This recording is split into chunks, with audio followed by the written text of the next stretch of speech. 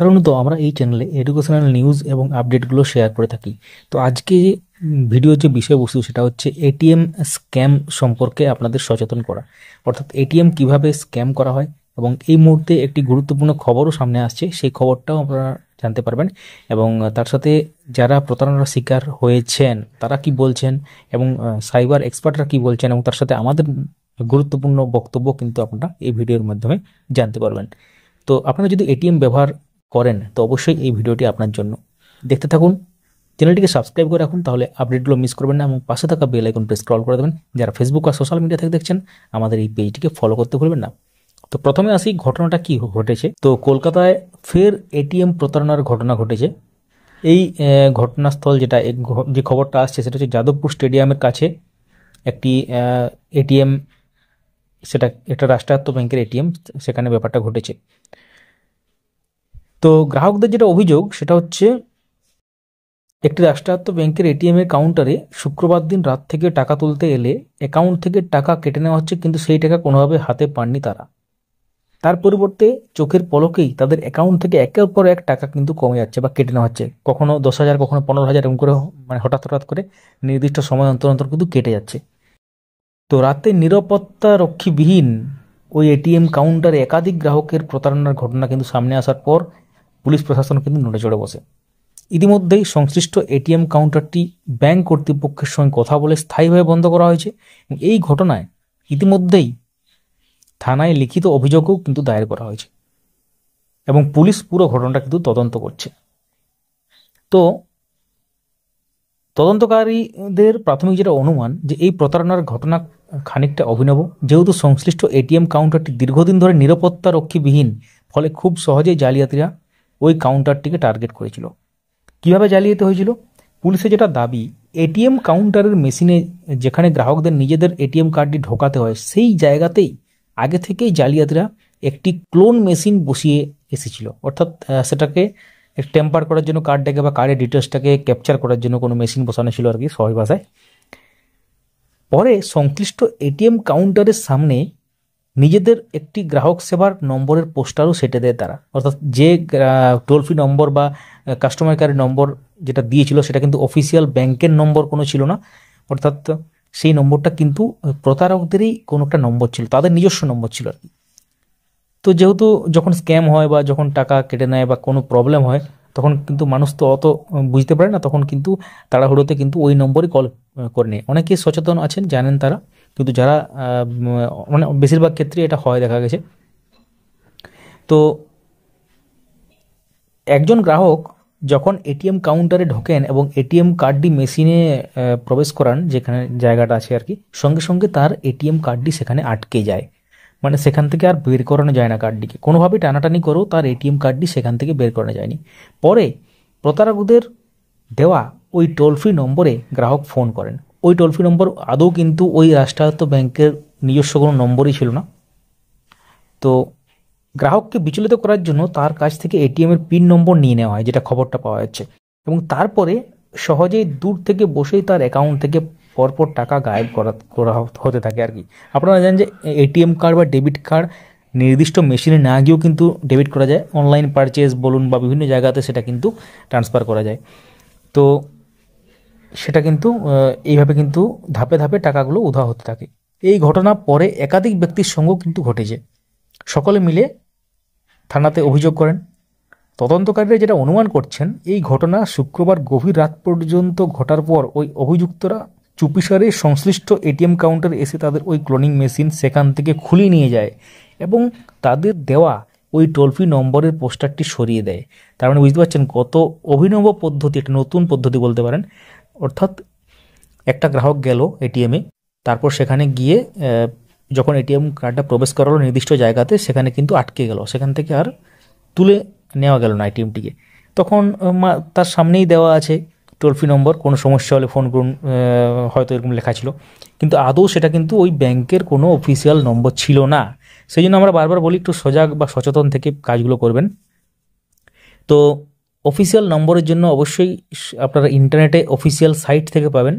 ইন্টারনেটে আপনারা কিন্তু লিখলে কিন্তু সবসময় অফিসিয়াল নম্বর বেরোয় না, অনেক উল্টোপাল্টা সাইটেও কিন্তু নম্বর আসে। ফার্স্ট রেজাল্টটা সাধারণত ঠিকঠাকই আসে তাও আপনারা মিলিয়ে নেবেন। ব্যাংকের যে সাইট, অফিসিয়াল সাইট, সেখানেও কিন্তু নম্বর দেওয়া থাকে এবং তাছাড়া আপনাদের পাসবুকের মধ্যেও কিন্তু নম্বর দেওয়া থাকে। তো এই নম্বরগুলোতে কিন্তু আপনারা কল করবেন এবং আপনাদের অবগতির জন্য জানানো হচ্ছে এবং জনস্বার্থে প্রচারিত, যেটা অফিসিয়াল নম্বর ছাড়া অন্য থার্ড পার্টি নম্বর বা স্কেমারদের নম্বর কিন্তু কোনোভাবেই কল করবেন না, কারণ এটা কিন্তু হিতে বিপরীত হতে পারে, যেমনটা হলো। তার মানে সেখানে এটিএম কার্ড আটকে যাওয়ার পরে মানে পাশে যে নম্বরটা ছিল সেই নম্বরেই গ্রাহক ফোন করে, তখন সেখান থেকে যেমন ইনস্ট্রাকশন দেওয়া হয় তখন তো একদম তার অবস্থা খারাপ, সেই জন্য সে সব কিছু বলে দেয়, হয়তো এটিএম পিনও বলে দেয়। হয়তো সে তো ভাবে যে কাস্টমার কেয়ারে কল করেছে, সেখান থেকে এটিএম পিনও হয়তো মানে চাইতে পারে, সেই জন্য হয়তো দিয়ে দেয়। এবং তারপর এটিএম পিন দিয়ে দেওয়ার পরে বিভিন্ন সময়ে তার কাছ থেকে বিভিন্ন রকম অ্যামাউন্ট কেটে নেওয়া হয়, সেটা বিভিন্নভাবে কাটা যেতে পারে। অনলাইনে সেটা কাটা যায়, মেশিনে না গিয়েও কিন্তু এটিএম কার্ড থেকে টাকা কাটা যায়, সেটা আপনারা জানেন। তো এইভাবেই কিন্তু ব্যাপারগুলো ঘটছে, অর্থাৎ একটা অভিনব পদ্ধতিতে পুরো ব্যাপারটা হলো। অর্থাৎ এই ধরনের ব্যাপার আপনারা কি আগে শুনেছেন? অবশ্যই কমেন্টে জানাবেন। তো এবার আমরা বলবো কিভাবে বাঁচবেন এই ধরনের স্ক্যাম থেকে। তো সর্বপ্রথম আপনাদেরকে খেয়াল রাখতে হবে, এটিএম কার্ড যখন মেশিনে ঢোকাচ্ছেন তখন যেখানটাতে কার্ডটা ঢুকছে সেই জায়গায় কোনো রকম অন্য কোনো ব্যাপার আছে কিনা, বা অন্য কোনো মেশিন বসানো আছে কিনা, বা কোনো মানে মেটালের কোনো অবজেক্ট বা কোনো টাইপের আনইউজুয়াল কিছু দেখলেই কিন্তু আপনারা সেই এটিএমটা ইউজই করবেন না, অন্য এটিএম ইউজ করবেন। এবং সেখানে এটিএম যদি নিরাপত্তা রক্ষী থাকে তাকে জানাবেন বা সংশ্লিষ্ট ব্যাংকে জানাবেন। ব্যাংকিং আওয়ারের মধ্যে হলে তো কোনো সমস্যা নেই, তখন সংশ্লিষ্ট ব্যাংকে আপনি সঙ্গে সঙ্গে বলতে পারছেন। কিন্তু সাধারণত ঘটনাগুলো ব্যাংকিং আওয়ারের পরে হয় বা হলিডে বা সানডের দিনে হয়, এবং সাধারণত নিরাপত্তা রক্ষীবিহীন যে এটিএমগুলো আছে সেখানেই কিন্তু বেশিরভাগ ক্ষেত্রে দেখা যায় এই ব্যাপারগুলো।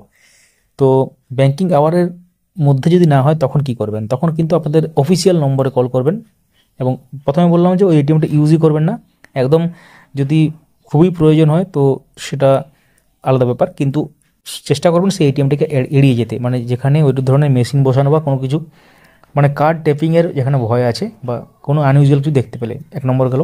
দু নম্বর হচ্ছে কোনো উল্টোপাল্টা নম্বর যদি কোথাও থাকে, ওই এটিএমের গায়েও যদি মানে পেস্ট করা থাকে কোনো কিছু লেখা, সেটা কিন্তু আপনারা বিশ্বাস করবেন না অফিসিয়াল নম্বর ছাড়া।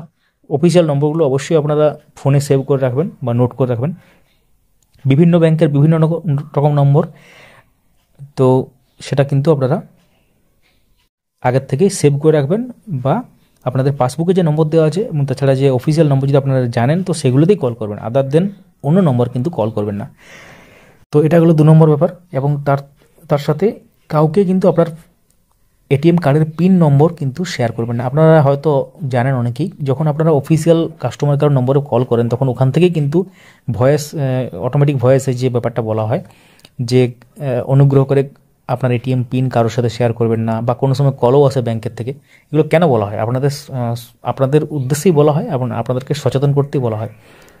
তো তাহলে এটা হলো 3 নম্বর পয়েন্ট। আর 4 নম্বর পয়েন্ট হচ্ছে ওটিপি কাউকে আপনারা দেবেন না। কোনো নম্বর থেকে ওটিপি এলো, সেটা কাস্টমার কেয়ার কোনোদিনই আপনার কাছ থেকে ওটিপি চাইবে না, ওটিপি দেবেন না। এবং তারপর আমরা বলবো যে যদি ইনকেস ঘটে যায় তাহলে কি করবেন? তাহলে আপনারা একদম অফিসিয়াল নম্বরে কল করবেন, কার্ডটা প্রথমে ব্লক করবেন, তারপর সংশ্লিষ্ট থানাতে সেখানে জেনারেল ডায়েরি করতে পারেন এবং সেটা নিয়ে কিন্তু ব্যাংকে জমা দেবেন অ্যাপ্লিকেশন লিখে। সেটা সংশ্লিষ্ট ব্যাংকে আগে যোগাযোগ করবেন বা কাস্টমার কেয়ার বলে দেবে, সেটা পরিষ্কারভাবে। তো এইভাবে কিন্তু বাঁচা যায়। এবং তাহলে একটা গুরুত্বপূর্ণ ভিডিও ছিল, এবং যে ঘটনাটা কলকাতার বুকে ঘটেছে সেই ব্যাপারটাও কিন্তু আপনারা জানতে পারলেন। এটা কিন্তু একজনের সাথে ঘটেনি, অনেকের সাথে ঘটেছে। একজনের 1 লক্ষের উপর গেছে, আর অনেকের 25,000 গেছে, কারো 30,000 গেছে। যার 1 লক্ষের উপর 1,30,000 সম্ভবত গেছে, তিনি যেটা বলছিলেন যে প্রথমে 10,000 করে প্রত্যেকটি মানে যে অ্যামাউন্টগুলো কাটা হচ্ছিল পরপর সেগুলো হচ্ছে 10,000 করে কাটা হচ্ছিল। যার 25,000 গেছে তারও কিন্তু ওইভাবেই। এবং তিনি বলছিলেন যে লোন নিয়েছিলেন এবং সেই টাকা জমা ছিল, তিনি কিছু কিনতেন সেই টাকায়, তো সেটাও কিন্তু তিনি বললেন। তো এগুলো একটু গোলমাল হয়ে যায় তাদের ক্ষেত্রে, এবং তাই সর্বদা সজাগ থাকুন, সচেতন থাকুন। আমরা এই চ্যানেলের মাধ্যমে এডুকেশনাল নিউজ আপডেট নিয়ে আসি, কিন্তু এই ধরনের ভিডিও কিন্তু মাঝে মাঝে নিয়ে আসি, যাতে আপনাদের কোনো অসুবিধা না হয়, যে ব্যাপারগুলো বুঝতে পারেন কী চলছে না চলছে, এবং আপনাদেরকে সচেতন করার জন্য। জনস্বার্থে প্রচারিত বলতে পারেন। তো আপনারা কি চান এই ধরনের ভিডিও আমরা মাঝে মাঝে নিয়ে আসবো? অবশ্যই কমেন্টে জানান, এবং তার সাথে আপনারা লিখতে পারেন আপনারা কোন ব্যাংক, প্রাইমারি ব্যাংক কোন ব্যাংক ইউজ করেন, মানে বা কোন কোন ব্যাংক আপনারা ইউজ করেন, ব্যাংকের নাম আপনারা কমেন্টে লিখতে পারেন।